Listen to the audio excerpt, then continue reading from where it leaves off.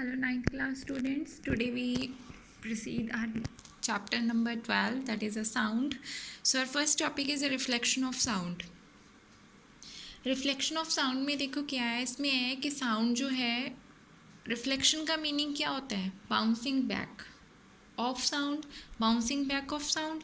ठीक है, जैसे आपने रिफ्लेक्शन ऑफ लाइट पढ़ा हुआ है लोअर क्लासेस में, उसी तरह से रिफ्लेक्शन ऑफ साउंड है। जैसे रिफ्लेक्शन ऑफ लाइट के 2 लॉज थे, सिमिलरली रिफ्लेक्शन ऑफ साउंड के भी 2 लॉज हैं। देखो साउंड जो है बाउंस बैक करती है सॉलिड और लिक्विड में, लिक्विड से रिफ्लेक्ट करती है। ठीक है, सपोज इसमें देखो एक एक्टिविटी दी हुई है। एक्टिविटी में क्या है, कहते हैं सपोज हमारे पास 2 आइडेंटिकल पाइप्स हैं। Look at this diagram. हमारे पास 2 आइडेंटिकल पाइप्स हैं। अब इनमें से क्या है, एक साइड पे हमने क्लॉक रखा हुआ है और एक साइड कोई भी लिसनर है। ठीक है, क्लॉक में से जो उसकी रिंग की आवाज़ है वो गई पाइप में से और टकराई, और एक सरफेस है यहाँ पे, रिफ्लेक्टिंग सरफेस लगा हुआ है, उस सरफेस के साथ रिफ्लेक्ट होके वापस इधर गई। तो ये वाली जो रे है, जैसे मैं तुम लोगों को इधर देखो, सपोज़ हमारे पास ये कोई भी रिफ्लेक्टिंग सरफेस है।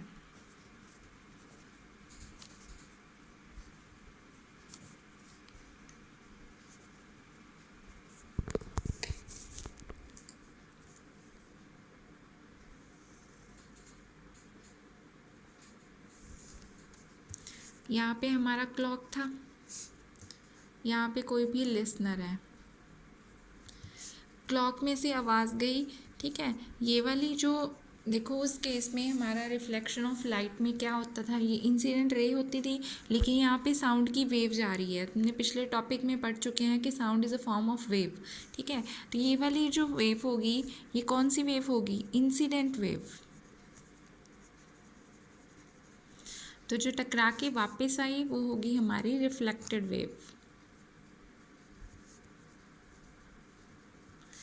यहाँ पे हमारा सपोज़ कोई नॉर्मल है, तो ये वाला जो एंगल होगा एंगल ऑफ इंसिडेंस, और ये वाला एंगल होगा angle of reflection. Same process है, वही वाला रिफ्लेक्शन ऑफ लाइट वाला। तो इसमें 2 लॉज आ गए। अब इसके कौन कौन से लॉ होते हैं कि incident wave, reflected wave and this normal all lie in same plane. ये आपको पता है, तीनों सेम प्लेन में लाई करते हैं। और सेकेंड लॉ था कि जो एंगल ऑफ इंसिडेंस है वो हमेशा एंगल ऑफ रिफ्लेक्शन के इक्वल होते हैं। तो यहाँ पे भी दोनों क्या है, इक्वल है। नेक्स्ट टॉपिक है हमारा एको। एको क्या होती है? गूंज। जब भी हम लोग शाउट करते हैं या क्लैप करते हैं किसी भी रिफ्लेक्टिंग ऑब्जेक्ट के नज़दीक, जैसे टॉल बिल्डिंग के नज़दीक, माउंटेन के नज़दीक, तो वही सेम साउंड जो है कुछ टाइम के बाद हमें सेम टू सेम वही साउंड जो है वो सुनाई देती है।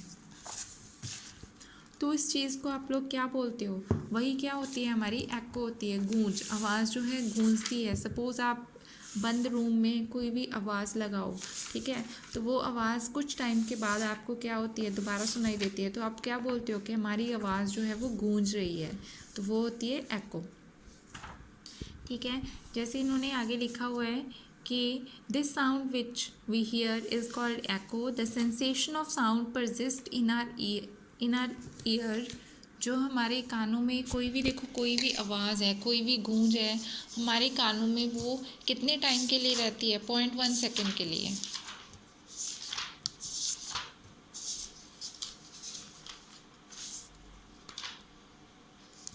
पॉइंट 1 सेकेंड के लिए रहती है। तो अगर आपको एको की डेफिनेशन पूछे तो आप क्या कहोगे? The repetition of sound caused by the reflection of sound wave. Sound waves की रिफ्लेक्शन की वजह से जो साउंड की रेपिटेशन हो रही है उसे हम लोग क्या बोलते हैं? एको बोलते हैं। ठीक है, सपोज़ कोई भी पर्सन शाउट करता है खाली हॉल में, तो पहले उसकी ओरिजिनल साउंड जो है उसे सुनाई देती है, कुछ टाइम के बाद वही साउंड रिफ्लेक्ट होके आती है वॉल्स के साथ और उसे सुनाई देती है। तो वो कौन सी साउंड होगी? Reflected sound. तो अब एको को हम लोग रिफ्लेक्टेड साउंड भी बोल सकते हैं। ठीक है, और ये मैंने आपको बता ही दिया कि जो सेंसेशन है साउंड की वो हमारे दिमाग में कितने टाइम के लिए रहती है? 0.1 सेकेंड। ये आपको पता होना चाहिए। Okay, to hear a distinct echo, अगर हमने अलग अलग एको सुननी है तो उनमें टाइम इंटरवल कितने टाइम का गैप होना चाहिए? 0.1 सेकेंड्स का। सपोज स्पीड ऑफ साउंड कितनी होती है? 344 मीटर पर सेकेंड। ये पिछले टॉपिक में हमने किया था। ठीक है, गिवन टेम्परेचर पे।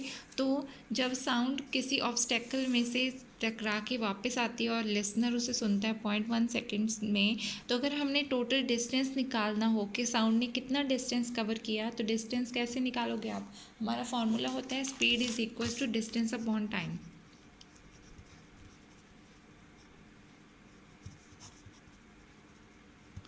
स्पीड सपोज हमारी कितनी है, v ले ली हमने, डिस्टेंस हमने d ले लिया, टाइम t ले लिया, टाइम अभी मैंने क्या बताया कितना होता है 0.1 सेकेंड, d हमने निकालना है, वेलोसिटी हमें कितनी दी हुई है 344 मीटर पर सेकेंड। ये सारी वैल्यूज़ अगर आप पुट करोगे 344 is equals to d upon 0.1, so d is equals to 344 into 0.1, तो ये हमारा डिस्टेंस जो है ये कितना आएगा 34.4 मीटर।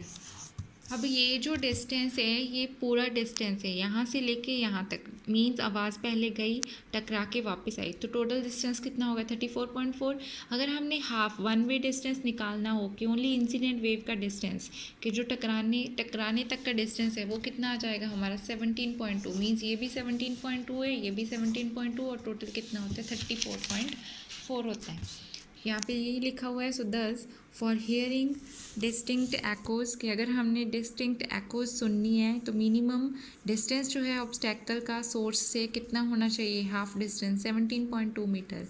और ये डिस्टेंस जो है टाइम के साथ टेम्परेचर के साथ चेंज भी हो सकता है। टेम्परेचर के साथ देखो कैसे चेंज हो सकता है, तो जो स्पीड है साउंड की वो ज़्यादा होती है हॉट डे के टाइम, हॉट डे के टाइम वो क्या होती है स्पीड साउंड की ज़्यादा होती है, और एको जो है जल्दी सुनाई देगी हॉट डे के दिन as compare to the cold day. तो मीन्स टेम्परेचर पे ये डिपेंड करती है।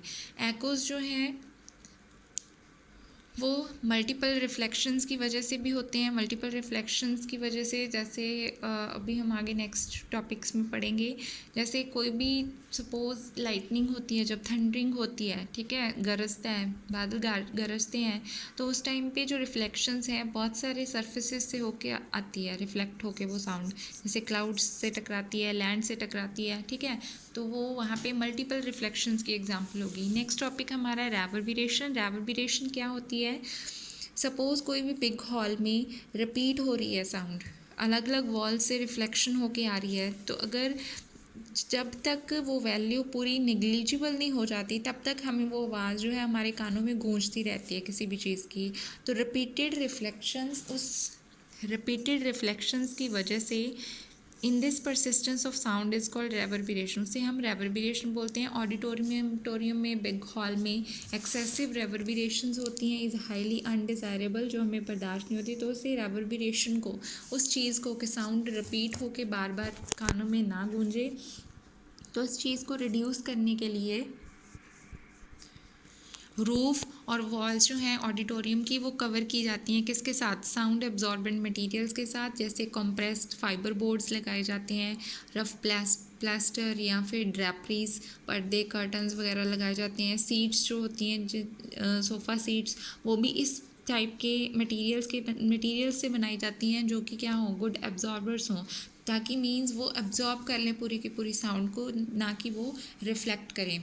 गुड एब्जॉर्बर और बैड रिफ्लेक्टर्स यूज़ करके हम लोग इस रेवर्बरेशन को क्या कर सकते हैं, रिड्यूस कर सकते हैं। नेक्स्ट टॉपिक है हमारा यूजेस है मल्टीपल रिफ्लेक्शंस ऑफ साउंड के, जैसे पहले है शहनाइज़, लाउड हेलर्स, हॉर्न्स, ये सारे जो हैं इस तरह से इनका डिज़ाइन बनाया जाता है कि एक पर्टिकुलर डायरेक्शन में साउंड जो है वो जाए, ताकि ना कि सारी डायरेक्शंस में स्प्रेड हो। और इन इंस्ट्रूमेंट्स में देखो एक ट्यूब लगी हुई होती है, और उस ट्यूब को आगे कॉनिकल शेप जो है वो फॉलो करती है, जिसमें से साउंड है जो वो रिफ्लेक्ट होती है, फॉरवर्ड होती है आगे की डायरेक्शन में, और ऑडियंस को सुनाई देती है। स्टेथोस्कोप है, स्टेथोस्कोप वो ही मेडिकल इंस्ट्रूमेंट है जो डॉक्टर्स यूज़ करते हैं हमारे हार्ट बीट और हमारे लंग्स की साउंड को सुनने के लिए। स्टेथोस्कोप में देखो ये पाइप दिखाया हुआ है उसका, ठीक है, उसमें क्या है, मल्टीपल रिफ्लेक्शंस होती हैं और कहाँ तक पहुँचती हैं, हमारे हर्ट से वो रिफ्लेक्ट साउंड जो है वो जाती है, और वो पाइप में से रिफ्लेक्ट होके जाती है, किससे सुनाई देती है, डॉक्टर्स के कानों में सुनाई देती है। थर्ड है जनरली सीलिंग्स जो हैं ये इम्पॉर्टेंट है कि concert hall, conference hall, cinema hall की जो सीलिंग है, छत जो है वो कर्व्ड क्यों बनाई जाती है, ताकि रिफ्लेक्शन के बाद सारे कॉर्नर्स में से रिफ्लेक्शन हो और वो सारी ऑडियंस को इजीली क्या हो, सुनाई दे।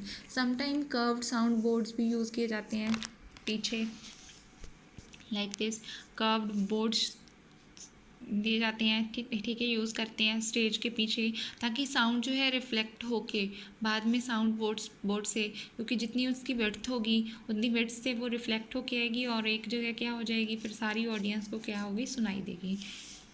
नेक्स्ट है range of hearing. Range of hearing में क्या है, ऑडिबल रेंज है हियरिंग की, ऑडिबल रेंज साउंड की जो ह्यूमन बीइंग सुन सकते हैं वो 20 हर्ट्ज टू 20,000 हर्ट्ज होती है, ठीक है। अगर फ्रीक्वेंसी के केस में देखें हम लोग, हर्ट्ज होते हैं 1 साइकिल पर सेकेंड।